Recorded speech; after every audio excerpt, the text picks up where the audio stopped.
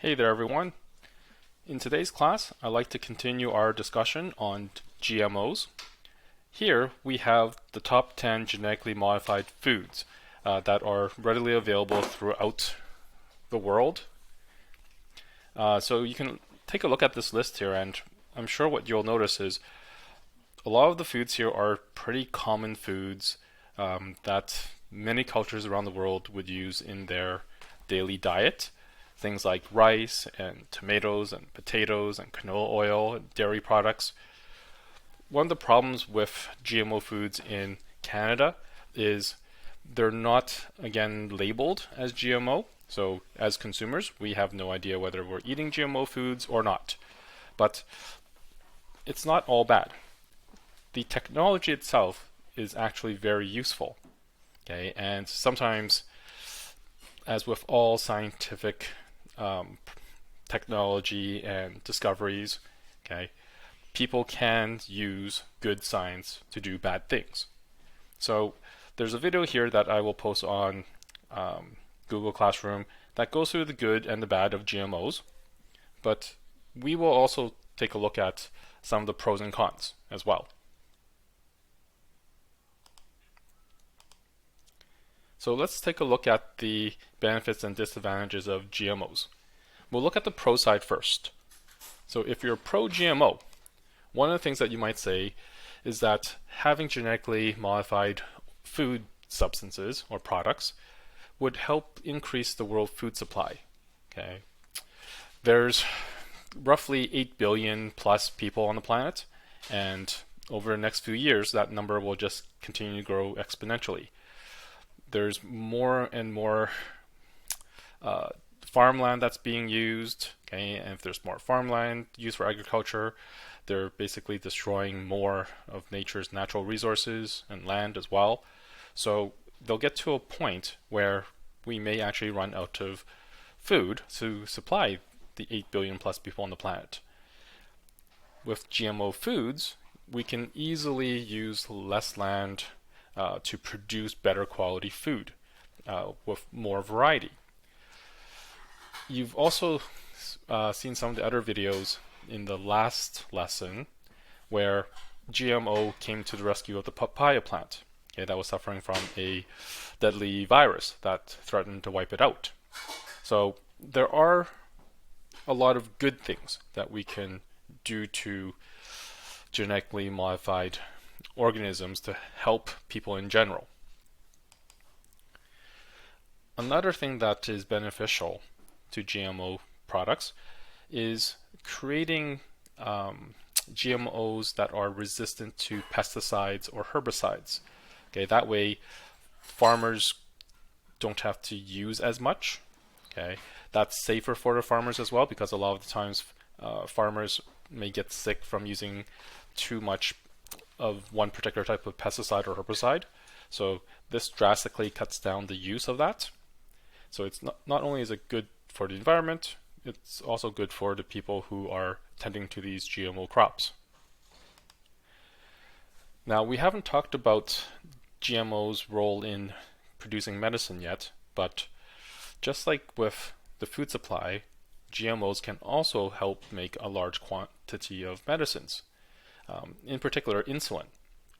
So we'll get to that in a future lesson, but for now, we'll just state that yes, GMOs can help increase the amount of medicine that we create.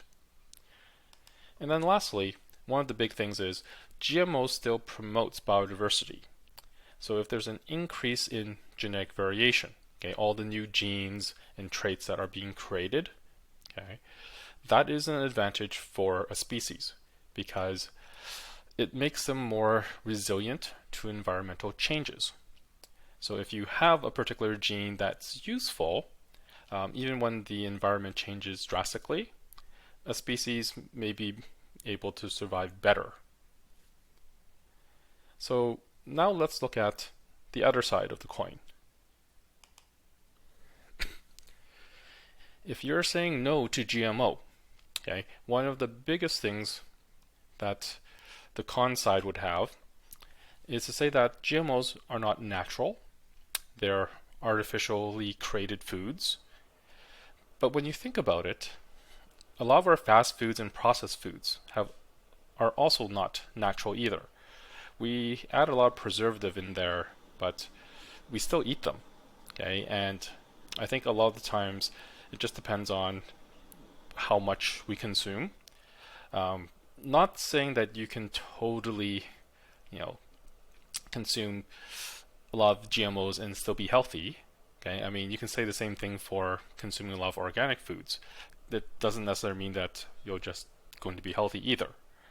But yes, it's not a natural way of producing an organism, but it is a more, again, specific, targeted way of addressing an issue that we might have with a particular crop or with a particular organism.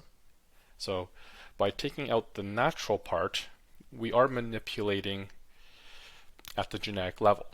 So for some people, there is an ethical issue with that. Now, this one here is pretty much the same as the other point on biodiversity.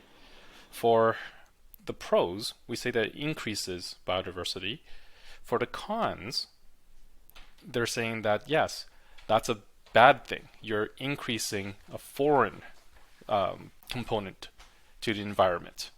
Okay, so again, they're really arguing with the ethics of creating something new that nature didn't create. Okay, so by producing this foreign trait, okay, when you plant GMO crops, you don't have much control in terms of where the seeds fall, and sometimes a GMO crop may mix in with a non-GMO crop, and you'll get new diversity, which from nature's perspective is a good thing. But from a non-GMO perspective, they consider it to be like a foreign invader. Opponents to GMO also would say that there's more damage to the environment because farmers will now have to use more pesticides to kill any superbugs. Okay, so it's similar to how we deal with antibiotics in humans. Sometimes antibiotics may inadvertently create more powerful or stronger pathogens that our medicine wouldn't be able to treat. Okay, so what they're saying here is because you have GMOs that could be pesticide or herbicide resistant, there might be a particular insect, okay, or virus or bacteria that is able to penetrate these GMO plants, and in order to kill them, you need a stronger pesticide, right? So it's almost a circular argument here because GMOs would then be used to try and deal with the new superbug, but then nature will have a way of trying to overcome these GMO products and create more, like even more powerful superbugs. So that's the whole cyclic nature of it. There's a lot of information from both sides, okay, but you have to be very careful in terms of what you read. So again, my job is to teach you the facts, teach you how things are done. Try not to sway you to one end or the other, okay, but I do have my own opinions about this topic as well, and I'm sure that you will too. The main thing is you should be open for dialogue, okay, and not to slam someone else's idea based on your own opinion, okay. There's a couple of links that I'm going to put onto Google Classroom where there is some propaganda against GMOs. And when you watch some of these videos, okay, you'll kind of tell right away that's like, whoa, I can't believe they're saying that. Okay, you have to watch it with a grain of salt and definitely fact check anything that is said. Okay, it's always good to fact check, even if things are like if videos or people are pro GMOs. Right? So just because someone has made a video saying GMOs are good or GMOs are bad, you still need to check their sources and check their facts.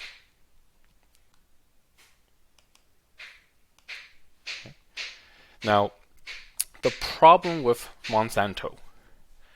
Now, Monsanto is this big corporation that basically dealt with herbicides and pesticides.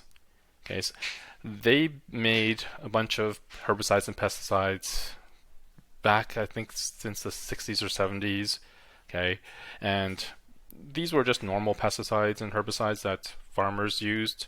Okay, it wasn't anything to do with GMOs at the time, but Monsanto did start this GMO problem. Okay, GMOs have been used in science before Monsanto incorporated it in their food crops in the 1980s. Here's the problem. You have this big corporation now, and they're using science, okay, a relatively new science, where people don't yet understand how it works. Okay, so if they're producing GMO plants that are resistant to pesticides and herbicides, you might think, oh, they're kind of putting themselves out of business. Okay, but that's not entirely true. Okay, and this is where the problem arises. Whenever you use science as a business model, there's bound to be backlash from the public. Okay. When Monsanto decided to use GMOs for their food crops, a lot of people saw it as a good thing, but then they also continued to make herbicides and pesticides.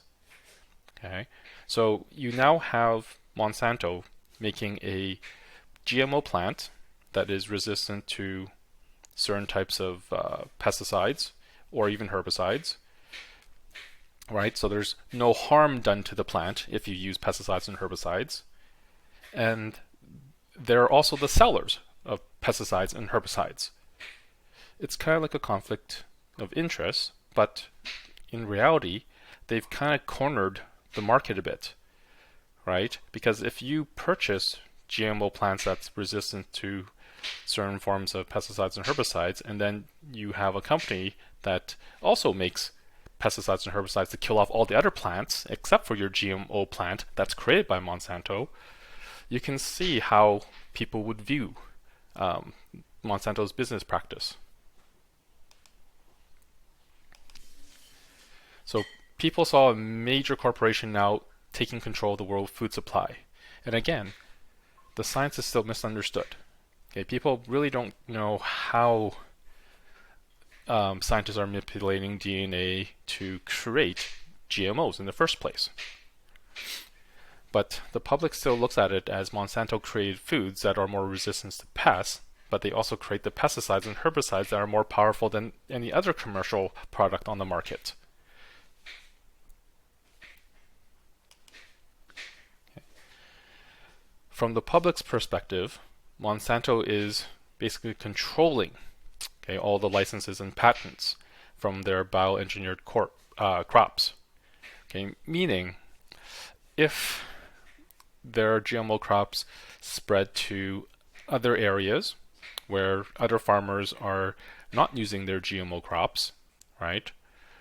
There's a natural exchange of genes between GMO crops and non-GMO crops. Well, because Monsanto has a license and patent, okay, they can go in and they can stop or destroy the crops which have